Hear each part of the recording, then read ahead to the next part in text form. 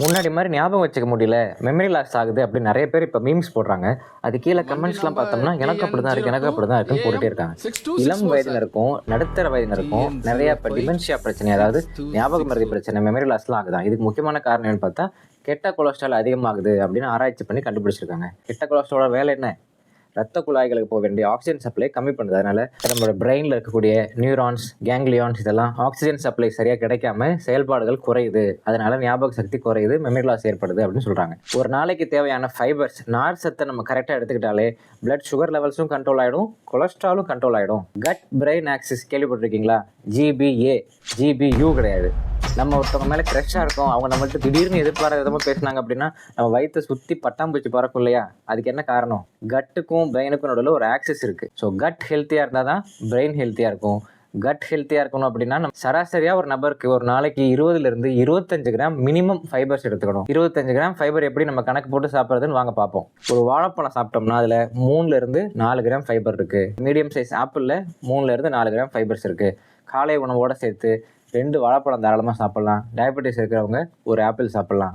15 gram chia seeds எடுத்துக்கிட்டோம்னா சாலிடாக 5 gram fibres இருக்குங்க. ஃப்ளாக் சீட்ஸில் ஒரு 3 to 4 கிராம் ஃபைபர் கிடைக்கும். பம்கின் சீட்ஸில் 2 to 3 கிராம் ஃபைபர் கிடைக்கும். ஸோ காலையிலே நம்ம சாலிடாக 8 to 10 கிராம் ஃபைபரை கம்ப்ளீட் பண்ணிடணும்.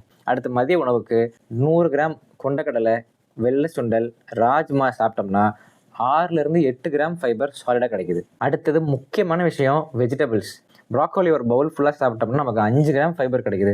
ப்ராக்கோலி ரொம்ப காஸ்ட்லி, அதெல்லாம் சாப்பிட முடியாது அப்படின்னு சொல்கிறவங்க முருங்கைக்கீரை, பசலைக்கீரை, முட்டைகோஸ், காலிஃப்ளவர், முள்ளங்கி, முருங்கைக்காயில் அவ்வளோ ஃபைபர்ஸ் இருக்குது. பாவக்காய், வெண்டைக்காய் இதெல்லாம் ஒரு பவுல் ஃபுல்லாக சாப்பிட்டாலே நமக்கு 3 to 4 கிராம் ஃபைபர் ஈஸியாக கிடச்சிரும். காலையில் 8 to 10 கிராம் ஃபைபர், மதிய உணவோட 10 to 12 கிராம் ஃபைபர். இதிலே நமக்கு 20 to 22 கிராம் கம்ப்ளீட் பண்ணியாச்சு.